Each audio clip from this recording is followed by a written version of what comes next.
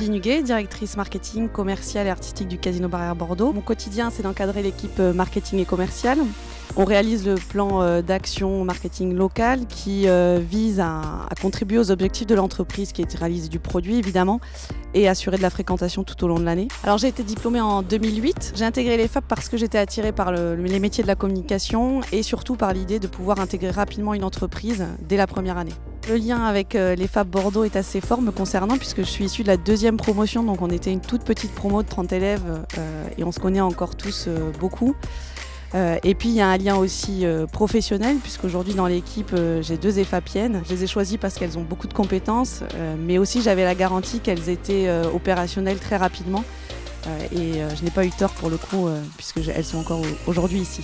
J'ai rencontré Amblin le premier jour de mon entretien et je savais que c'était une ancienne EFAPienne. Donc c'est vrai que c'est un côté rassurant de savoir qu'elle avait vécu les mêmes expériences que moi, qu'elle avait rencontré les mêmes personnes que moi. Donc c'est vrai que ça a facilité le dialogue et l'échange lors de cette première rencontre.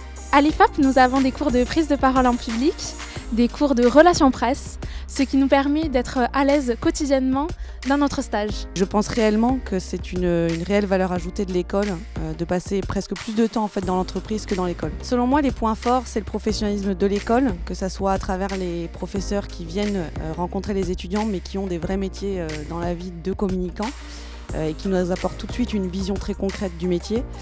Les études de cas évidemment qui nous permettent de découvrir aussi des entreprises avec des problématiques très spécifiques auxquelles on peut répondre sur des courtes durées. Et puis les stages évidemment puisque dès le départ on est intégré dans le monde de l'entreprise. Alors mon conseil c'est de miser sur les stages et d'en faire le plus possible. Et puis aussi de ne pas forcément se spécialiser tout de suite sur quelque chose parce que je pense que la polyvalence c'est un réel atout de l'EFAP et ça nous permet aussi à la sortie de pouvoir postuler à différents postes quel que soit le secteur d'activité.